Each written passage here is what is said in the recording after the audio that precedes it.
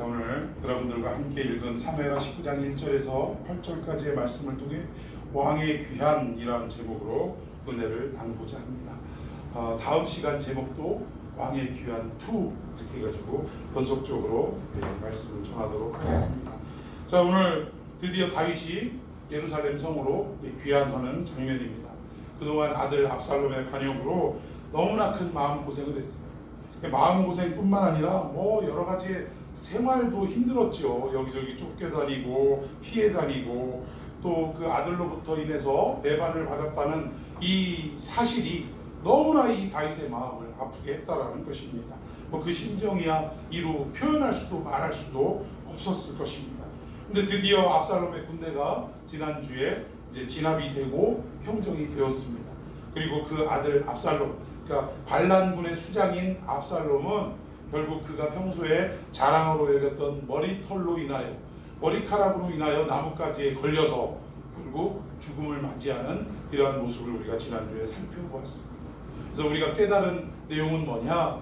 평소에 인간적인 자랑, 사람들이 흠모하고 모든 부러움의 대상이 됐던 이러한 모든 삶이, 우리는 그것을 얻기 위하여 수도 없이 노력하고 쫓아다니지만 결국 이 모든 것들은 어떻게 되더라?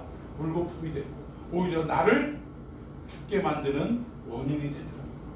그래서 우리가 정말 하나님 앞에 많은 것들을 받고 누리고 살아가지만 정말 소중하게 여겨야 되는 것은 이 땅의 것이 아니라 하나님의 말씀이며 하나님이 우리를 향하신 뜻을 받들고 깨닫고 그것을 영광으로 알고 살아가는 것, 이것이 중요하다는 거예요. 드디어 이제 반란군의 수장인 압살롬은 이제 진압이 되고 평정이 되었는데 이제 예루살렘 성으로 이제 다시 돌아갈 거 아니겠어요?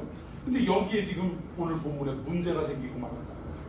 어떤 문제가 생겼는가? 우리 지난 18장 마지막 부분에 어떤 일이 있었냐? 드디어 압살롬이 죽었다라는 것이 이제 왕에게 보고가 됩니다. 그런데 이 구스 사람이 보고를 하는데 굉장히 자세하게 보고를 해요. 근데 이전에는 이미 이 구스 사람이 보고하기 이전에 어떤 사람이, 즉 전쟁에 나갔던 병사 하나가 에둘러서 대충 압살롬은 죽었습니다 라고 보고를 했는데 그 죽는 현장을 너무나 리얼하게 묘사한 보고는 오늘 이 18장 마지막 부분, 이 구스 사람의 보고에 있었다는 거예요. 그러니까 우리가 대충 결국 반란군의 수장인 압살롬은 결국 진압이 되고 무너져 내려야 할 세력이 아니겠어요? 그래서 우리가 대충 결국은 우리가 승리했습니다, 이 정도의 보고를 받았을 때는 다윗이 마음에 이제 짐작은 했겠지만 그래도 그렇게 아파하진 않았는데, 아니 왕의 아들 압살롬이 이렇게 이런 모양으로 죽었습니다 라고 설명을 들을 때는 얼마나 가슴이 찢어졌겠냐. 오늘 그 부분을 먼저 한번 살펴봤으면 좋겠습니다. 사무엘하 18장 31절부터 교독합시다. 구스 사람이 이르러 말하되 내 주 왕께 말할 소식이 있나이다. 여호와께서 오늘 왕을 대적하던 모든 원수를 갚으셨나이다 하니. 32절. 왕이 구스 사람에게 묻되 젊은 압살롬은 다 있느냐? 구스 사람이 대답하되 내 주 왕의 원수와 일어나서 왕을 대적한 자들은 다 그 천명과 같이 되기를 원하나이다. 33절 함께 읽습니다. 왕의 마음이 심히 아파 문 위층으로 올라가서 우니라. 그가 올라갈 때에 말하기를 내 아들 압살롬아, 내 아들 압살롬아, 차라리 내가 너를 대신하여 죽었다면 압살롬 내 아들아, 내 아들아 하였더라. 지금 이 자세한 보고를 듣고 이 어떤 보고였냐면 이 반란군들이 죽었는데 어떻게 죽었냐? 그 이끌던 청년 압살롬처럼 다 죽었다 이거예요. 그러면서 그 자세한 내용들을 아마 묘사를 했을 겁니다. 근데 이 이야기를 듣고 다윗이 아파하면서 압살롬아, 압살롬아, 내 아들아, 내 아들아 이러면서 통곡하는 모습으로 이제 마무리가 되었다라는 거예요. 여러분 참 이게 어려운 문제입니다. 반란군은 다 진압이 됐는데 그 반란군의 수장이 다른 사람이 아닌 다윗의 아들이었다는데 문제가 있는 거죠. 그것도 죽는 이야기를 들어보니까 처참하게 그 머리칼이 나뭇가지에 매달려서, 나뭇가지에 매달렸다는 건 신명기적 관점으로 보면 하나님으로부터 뭘 받은 자? 저주를 받은 자, 가장 비참한 위치에 처해 있었고, 그리고 심지어 자기가 믿었던 요압, 전쟁터에 나가기 전에 분명히 당부했어요. 내 아들 압살롬은 어떡하라, 좀 제발 살려달라고, 선대해달라고 그렇게 부탁했는데 이 믿었던 군대 장관, 가장 힘있던 군대 장관 요압이 창을 3개를 가져가서, 단창 3개를 가져가서 그를 찌르고, 그것도 부족해서 10명의 청년들을 이끌고 가서 그 시신을 훼손케 하는 이러한 일들을 당했다라는 걸 들었을 때 정말 가슴이 아팠을 거예요. 그리고 그 시신을 어디다 묻었다고요? 돌무더기에 묻었다. 돌무더기 하면 누가 떠오르더라? 아간이 떠오르더라. 이 이스라엘의 지파 안에서, 즉 이스라엘 전 영역 안에서 하나님의 말씀과 명령을 어기고 재물을 몰래 자기 장막 안에 숨겨놨던 이 장막 속의 죄. 여러분, 장막 속의 죄라는 건 아간 한 사람의 죄가 아니라 이스라엘 전 진영의 죄를 이야기하는 거예요. 근데 아무튼 그 아간과 같이 눈물 골짜기에 파묻혀서, 돌무더기에 파묻혀서 지나가는 사람들이 그 골짜기를 볼 때마다 누구를 떠올렸을 거예요? 아간을 떠올렸던 것처럼 이제는 누구도 떠올려? 압살롬도 떠올리는.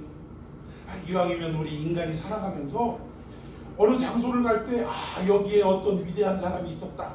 예를 들자면 우리 가까운데 여기 저기 아산 이쪽에 보면 우리 충무공 이순신 그 글을 이렇게 잘 기리는 그 사당이 있습니다. 그럼 그곳에 가면 누가 떠올라요? 임진왜란 때 이 풍전등화의 나라를 구원한 이순신 장군이 떠오르고 그를 기리게 또 묵념하게 되잖아요. 그런데 어느 자리를 가보면 이 자리에 이 민족을 배신한 매국노가 살고 있던 자리에 묻혀있던 묘지에 이러면 지나가면서 사람들이 다 에이 재수없어 하고 침을 한 번씩 탁탁 뱉고 갈 거야 아마. 근데 우리가 인생을 살면서 이왕이면 우리를 떠올리고 우리와 관련된 어떠한 일들을 만났을 때 사람들이 칭찬을 하고 또 우리의 했던 일들을 또 이렇게 잘 기리고 이러면 좋지. 우리가 했던 일들을 생각하고 침을 뱉고 재수없다 돌 던지고 이러면 좋겠습니까? 근데 오늘 이 압살롬이 그러한 삶을, 그러한 인생으로 결말을 짓고 말았다라는 거예요. 그리고 분명히 전쟁하기 전에 너그럽게 대해달라, 내 아들 좀 살려달라 이렇게 부탁했는데 이 말은 왕으로서 자기의 위치를 잃어버린 부탁이었다. 말씀드렸죠? 아무리 내 아들이지만 공적인 관계와 사적인 관계가 부딪힐 때는 우리는 하나님의 공적인 관계, 하나님의 공의적인 관계를 먼저 생각해야 된다. 여러분 생각해 보세요. 지금 목숨 걸고 전쟁터에 내 병사들이 지금 나가서 싸울 판인데 오히려 이 적군을 향해서 자비를 베풀어 달라고 하면 칼에 여러분 자비가 있어요 없어요? 전쟁터에서 칼이 서로 막 휘두르는데 자비를 베풀 여유가 없다 이 얘기예요. 실력이 월등하게 차이가 나면 장난하면서 칼 휘두르는 거 받아주면서 이렇게 싸울 수도 있겠지만 지금 내가 목을 치지 않으면 내 목이 날아갈 상황인데 여기서 어떻게 이런 부탁을 하느냐 이 그러니까 왕으로서 이미 자기의 신분과 위치를 망각한 이러한 부탁을 했다라는 거예요.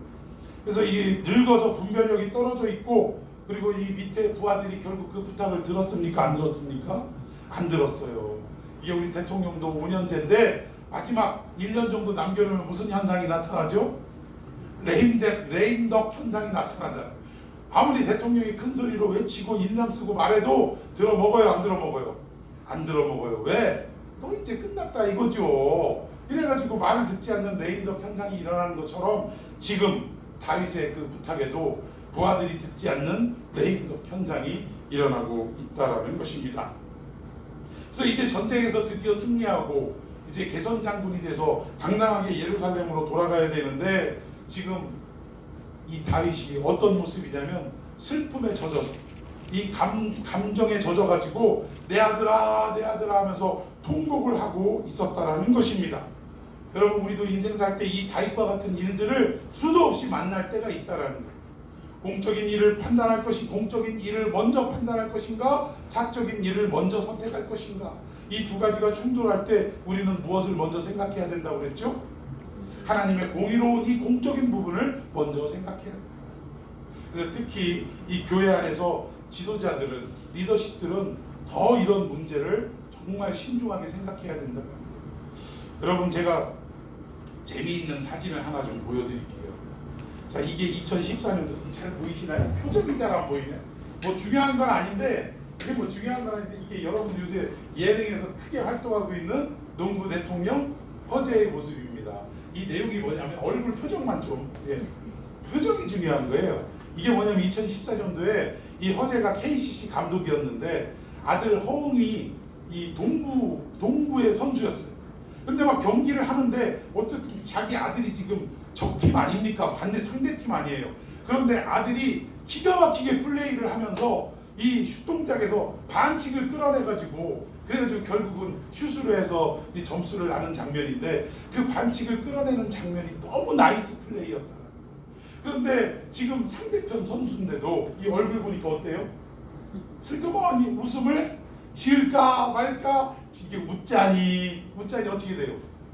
아 우리 선수들이 지금 사기가 떨어지고 안 웃자니 내 아들 하는 게 너무 잘하는 거야.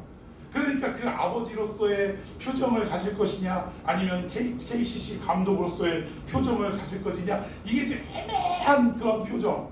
아 이게 얼마나 이게 참 그때 유명했냐면 유튜브에도 이게 계속 나오더라고요. 그래서 제가 이걸 발췌해 봤는데 여러분 이때 허재가 아들 호응이 잘했다고 막 잘하면서 나이스 막 이랬으면 어떻게 됐을까요? 아주 자기가 맡은 그 팀의 선수들은 사기가 꺾여지고 아이고 자기 아들밖에 모르네 이러면서 아마 그 경기에 대패를 했을 것입니다. 그런데 지금 이 얼굴도 사실은 이게 참 긴가민가해 이런 표정도 지으면 안 되는 거예요. 오히려 자기 아들이 나이스 플레이를 했다 할지라도 자기는 KCC 감독으로 어떻게 해야 돼요? 굳은 표정으로 점수를 빼앗긴 거에 대한 표정을 지었어야 됐다라는 거예요. 근데 아무튼 우리가 이런 일들을 수도 없이 인생 살면서 많이 겪는다. 하나님의 공적인 부분으로 처리할 것이냐 아니면 개인적인 인간적인 관계를 먼저 우선할 것이냐. 그래서 우리 교회의 지도자들급 리더십급들은 항상 이렇게 하나님의 공의적 부분 하나님의 말씀을 우선하고 앞세우는 이러한 결정이 이루어져야 한다라는 것입니다. 여러분 지금 다윗은 실수하고 있다라는 거예요. 사적인 감정에 지금 휩쓸려가지고 물론 아들을 잃은 그 아픔이 무엇과도 견딜 수 없겠죠. 그러나 분명한 것은 자기는 이 통합 이스라엘의 정통 왕이고 하나님이 그를 통하여 메시아를 보내실 그러한 계보를 이루고 간다라는 것을 잊어서는 안 된다는 거예요. 근데 결국 여기에서 슬퍼하고 압살롬아 차라리 내가 죽어준 게 나을 뻔했다 뭐 이런 식이겠죠. 네가 왜 죽냐 내가 죽어야지 내 잘못이다. 아 이런 꼴을 보고 있으니 이 따르던 군인들이 이 군사들이 얼마나 기가 막혔을 거예요. 그 부분을 좀 살펴봅시다. 자 우리 1절 제가 먼저 읽습니다. 어떤 사람이 요압에게 아뢰되 왕이 압살롬을 위하여 울며 슬퍼하시나이다 하니 2절 아니 그 아들을 위하여 슬퍼한다 하니 그날의 백성들에게 드리매 그날의 승리가 모든 백성에게 승리되리라. 예 이게 참 웃지 못할 일이 됐다라는 거예요. 전쟁에서 이기면 온 백성이 어떻게 해야 돼요?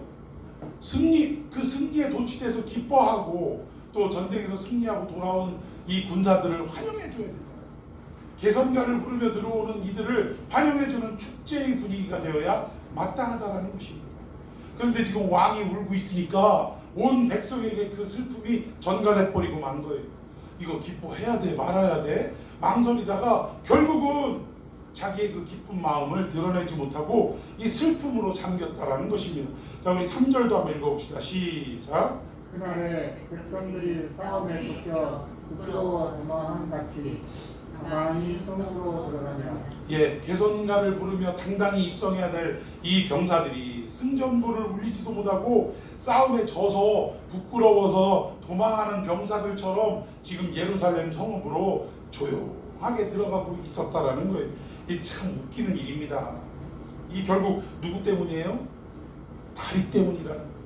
이 한 나라를 지도하는 이 지도자인 왕 때문에 결국 온 백성이 이러지도 저러지도 못하다가 엉뚱한 결과가 지금 나타나게 되더라는 것입니다. 자 4절부터 또 교독합시다.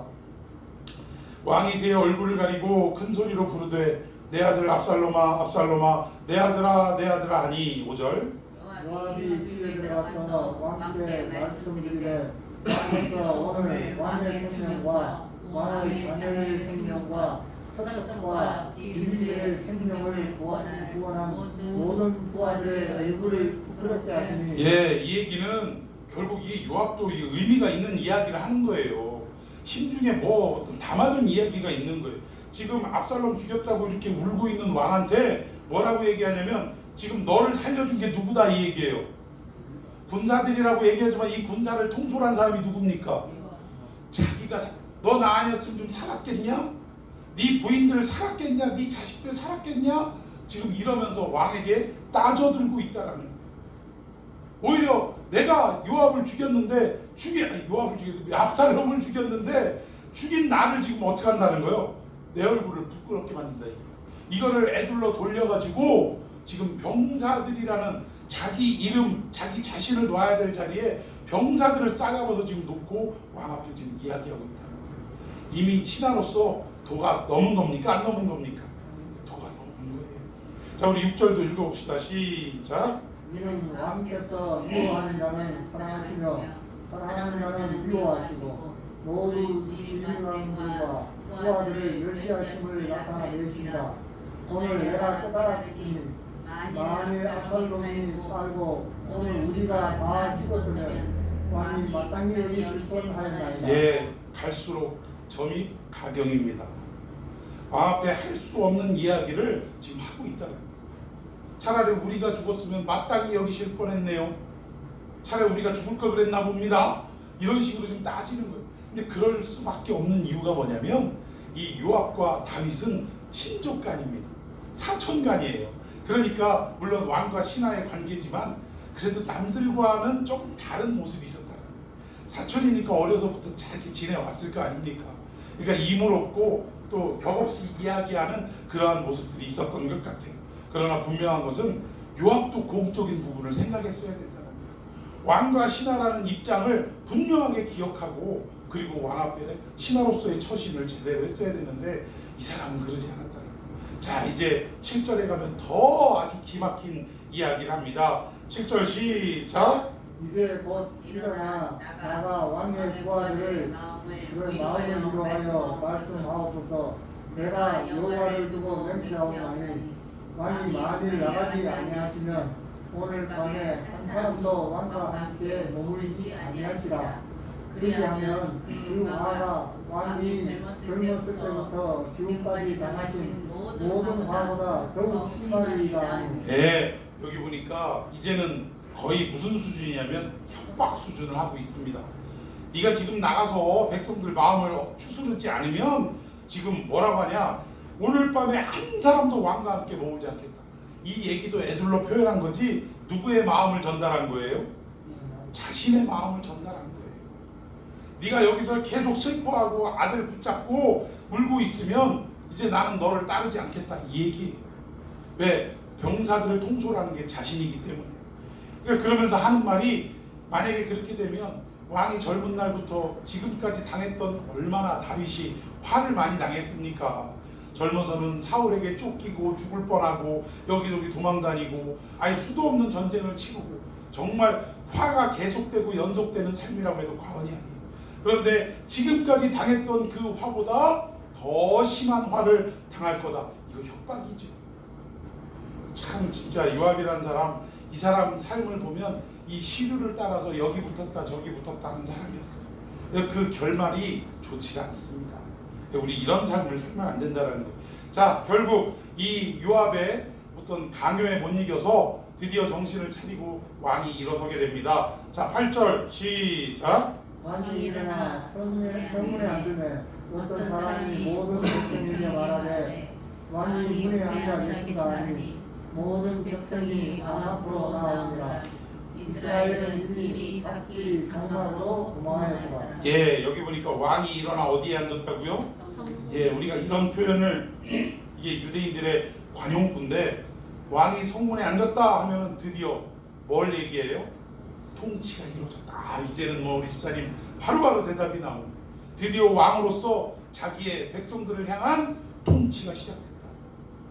그리고 일반인인 경우에는 재판이 시작됐다.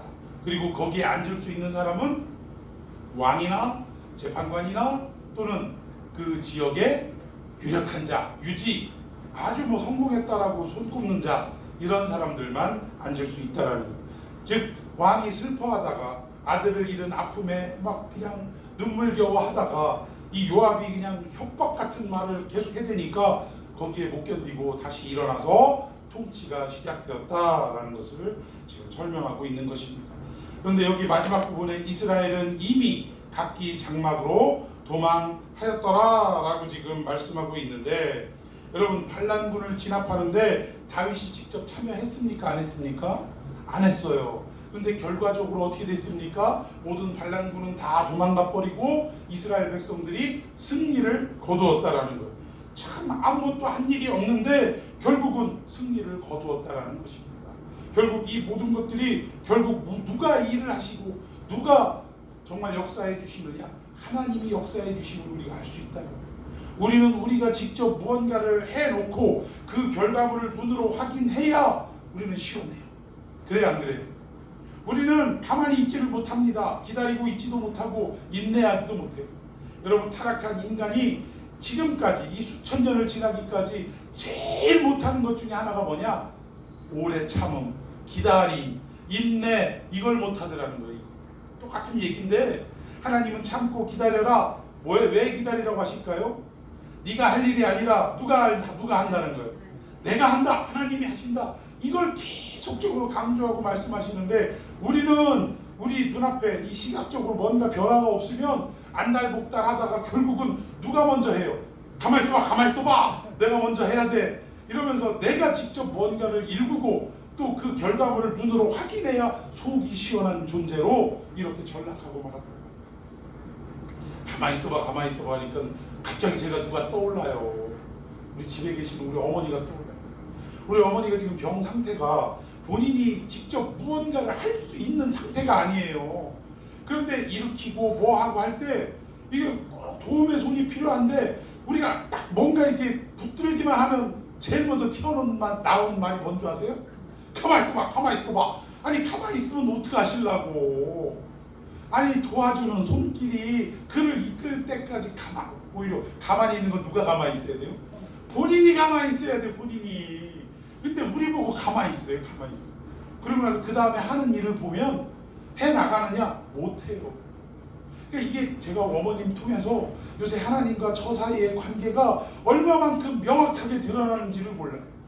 항상 어머니 때문에 이런 일들 때문에 막 열받고 스트레스 받고 이러다가 돌아서면 그게 너요 하고 항상 알려주시더라고요. 그러니까 가만히 있는 걸 못하더라는 거예요. 가만히 있는. 하나님이 이렇게 결국은 승리케 해주실 텐데도 결국은 다윗은 가만히 있지 못한 인생을 살아왔던 것이 성경에서 보였던 것입니다. 이렇게 자기 자리에 앉으면 자기는 무엇을 해야 할지를 깨닫고 자기의 본연의 그 위치에 앉아있기만 하면, 그럼 어떻게 해요? 나머지는 다 하나님이 평정을 해주시더라고요. 남은 반란군들도 다 처리가 되고 이스라엘도 이제 왕국으로 성 안으로 다 들어가게 되고, 모든 것이 예전보다, 아니 오히려 예전보다 더 나은 모습으로 하나님이 다 처리해 주시더라는 것입니다. 여러분, 교회 목사들도 마찬가지예요. 목사가 무슨 일을 하려고 하는 것보단 하나님이 이 교회를 어떻게 이끌어 가시는가에 정말 시선을 우리가 모으고, 그리고 그것을 깨달았다면 어떻게 해야 돼요? 하나님이 하시고자 하는 그 길에 온 성도가 전념할 수 있도록 제시해 주기만 하면 되는 거예요. 자기가 뭔가를 하려고 하면 안 된다는 것입니다. 근데 이상하게 우리 한국교회는 이상하게 그 교회 목사가 뭐가 있어야 된다고 그래요? 카리스마가 있어야 된대. 그래서 목사가 뭘 어떻게 막 해나가기를 원하는 이상한 풍토가 자리를 잡았다라는 것입니다. 여러분, 베드로도요, 젊었을 때 예수님 따라다닐 때, 또는 예수님 승천하시고 나서 얼마 안 됐을 때도 이 베드로의 리더십을 보면 다 뭐예요? 나를 따르라, 내가 가는 대로 쫓아와, 이런 식이었다. 근데 부활하신 우리 주님이 베드로에게 나타나셔서 하시는 말씀이 뭐예요? 네가 젊어서는 네가 네 길을 갔지만 나이 들어서 어떻게 해요? 띠를 띄우고 남이 이끄는 대로 네가 끌려가리라. 이 말씀이 뭐냐면, 너 힘없고 늙어서 이 빠지고 지팡이 짚고 이러면 네가 가고 싶은 대로 못 간다, 그 얘기가 아니에요. 너의 리더십은 그동안 네 생각, 네 마음, 네 주장, 이것을 앞세우고 가는 리더십이었지만, 그러나 내가 너를 어떻게 만들리라? 내가 직접 너를 이끌고 가는, 따라오고 순종하는 리더십으로 내가 너를 바꾸리라. 이 주님의 의지를 담은 말씀이지, 너 늙어갖고 이리저리 끌려다닐 거야, 이런 얘기가 아니에요. 여러분, 만약 이 본문의 뜻대로 만약 그렇게 우리가 이해한다면 베드로의 인생은 비참합니까? 안 비참합니까? 비참한 거예요. 젊어서는 혈기왕성하게 자기가 사역하고 늙어서는 이리저리 이렇게 허리에다 띠들고 이렇게 끌려가는 대로 이렇게 산다면 이거야말로 비참한 일 아니겠느냐. 자, 우리 성경을 한번 보십시다. 자, 요한복음 21장 18절에서 19절 시작. 내가 진실로 진실로 내게 이르노니 내가 젊어서는 스스로 띠를 띠고 원하는 곳으로 다녔거니와 늙어서는 내 팔을 벌리니 남이 내게 띠고 원하지 않는 곳으로 데려가라. 예, 이 얘기를 우리가 오해하지 말 것은 네가 가고 싶지 않은 곳까지도 남들이 끌고 가면 끌려간다, 그 얘기가 아니에요. 평상시에 하나님이 원하시는 대로 네가 가지 않고 어떻게 한 거예요? 네가 원하는 대로 가지 않았느냐, 그 얘기.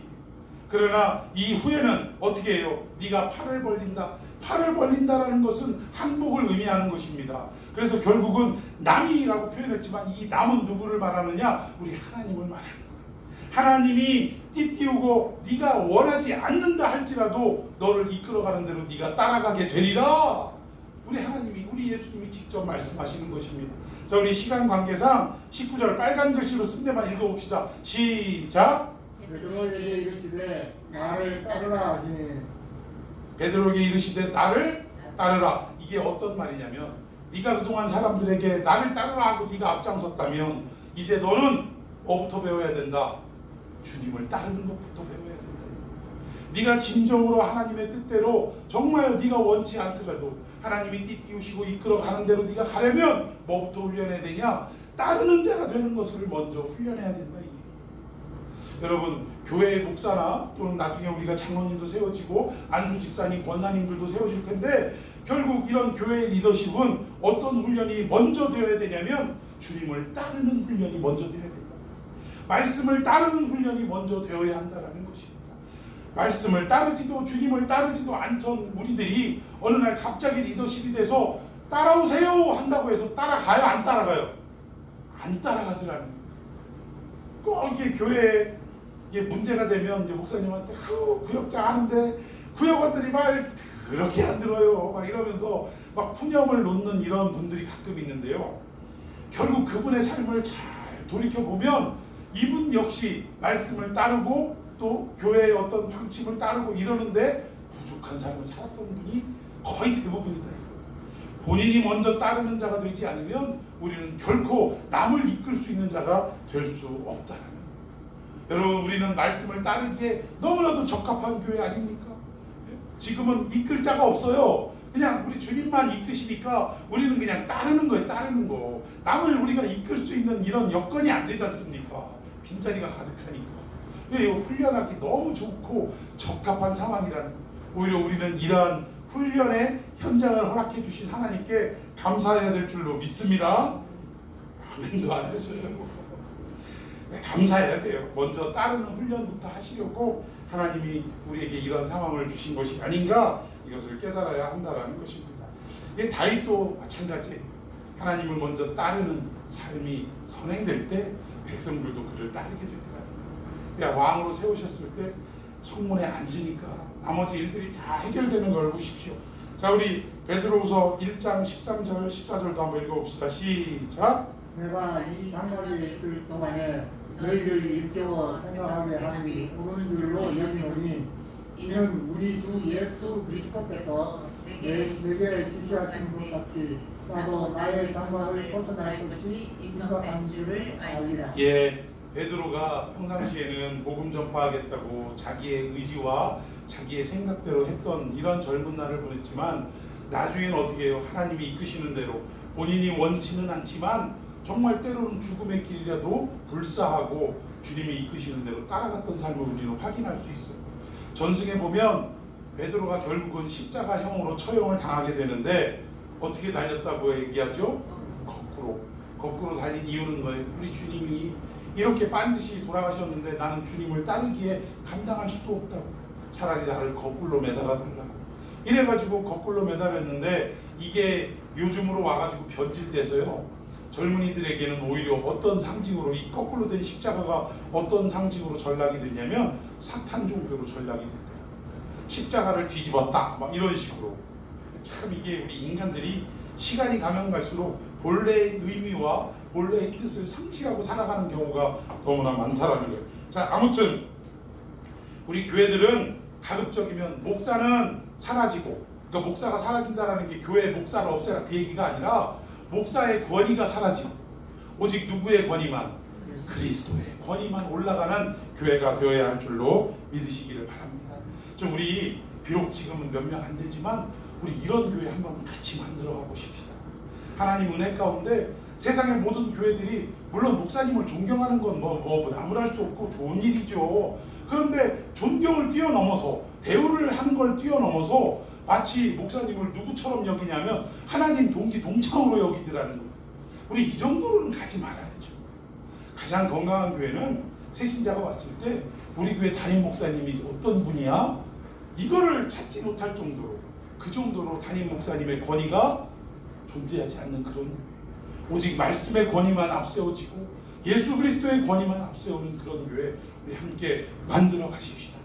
아멘. 아멘. 자, 하나님께서 홍해를 건널 때부터도 항상 우리 보고 뭘 하라고 안 하셨어요. 너희는 어떻게 하라고요? 가만히 서서 가만히 있으라 이거예요. 근데 이 가만히를 너무 못하더라는 거예요.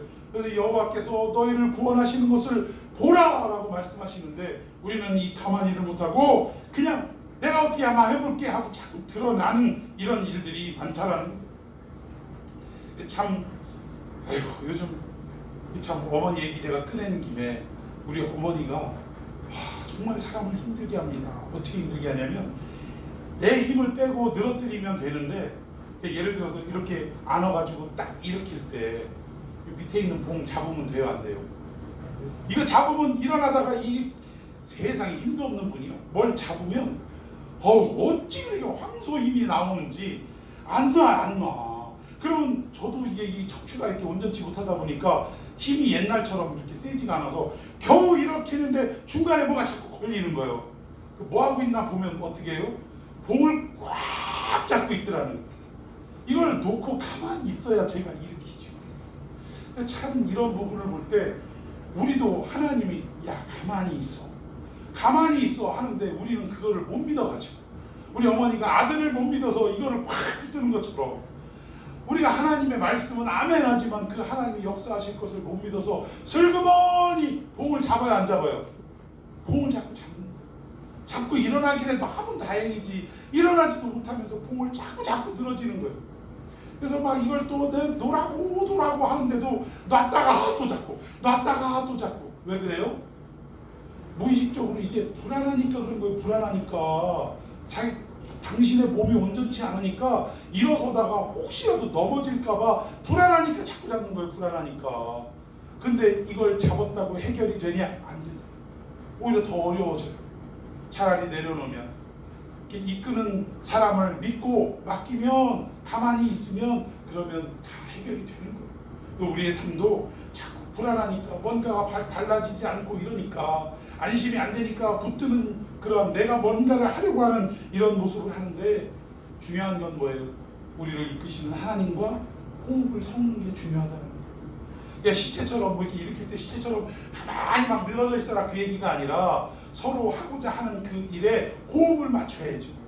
무릎이라도 이거 뭐 붙잡지 않더라도 무릎에 힘이라도 좀 줘서 살짝 일어나려고 하는 이런 동작 이런 거라도 같이 하면 그러니까 하고자 하는 그 일에 같은 마음으로 뭔가를 움직이면 그러면 좋은데 전혀 엉뚱한 방향으로 나타나니까 이게 문제라는 거예요. 하나님은 우리에게 가만히 있어라 기다려라 말씀하실 때 우리는 조급함을 가지고 내가 뭔가를 하려고 하는 이런 습성들을 다 벗어버리고 하나님의 뜻대로 순종하는 가만히 인내를 가지고 기다리는 놀라운 은혜의 역사가 있기를 축원해 드리겠습니다. 여러분 기도도요 이런 기도해야 돼요. 이런 기도 하나님과 호흡하는 기도 해야 돼요.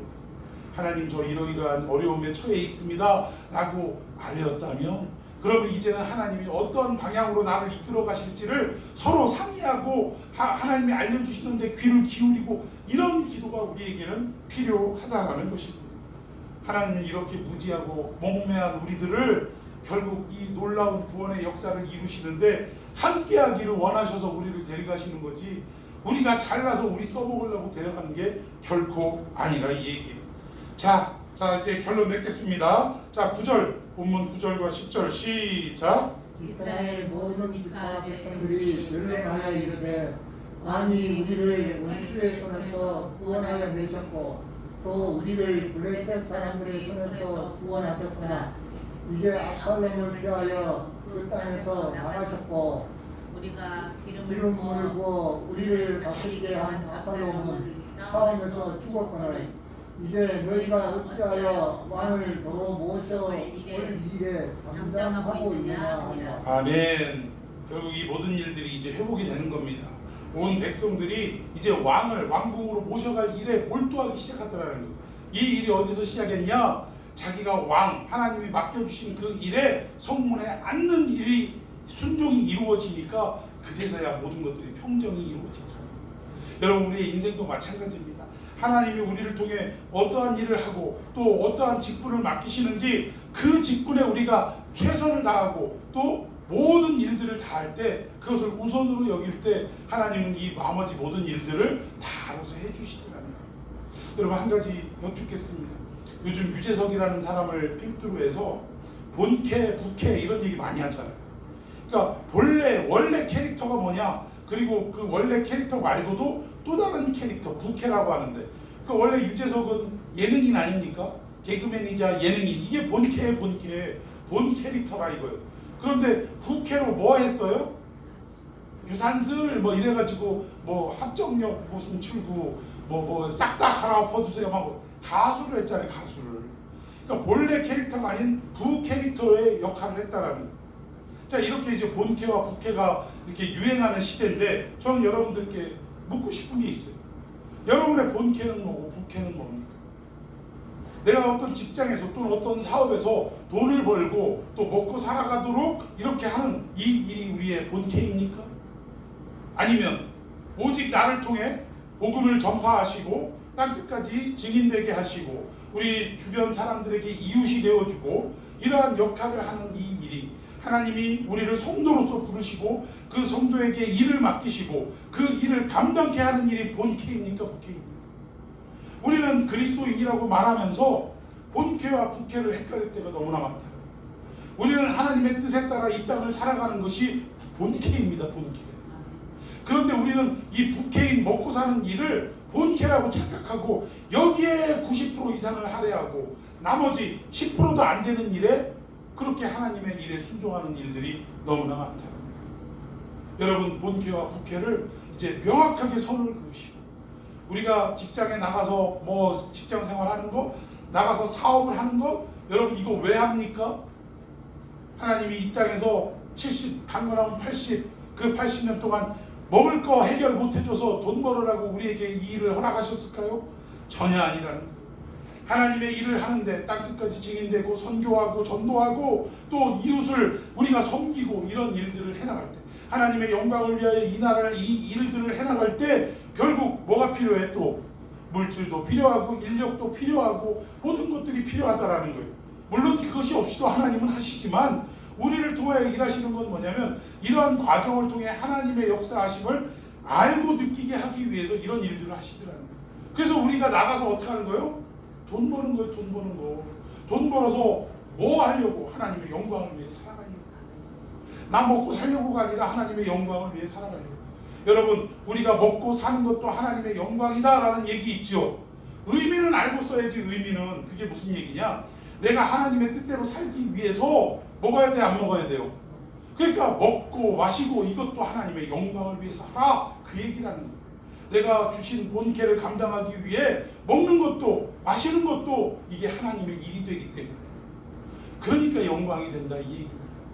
여러분 오늘 이 다윗의 사건을 통해서 하나님의 일하심을 기다리는 저와 여러분이 되기를 축원합니다. 우리가 자꾸 뭘 하려고 하지 말고 잠잠히 기다리는 훈련을 하십시다.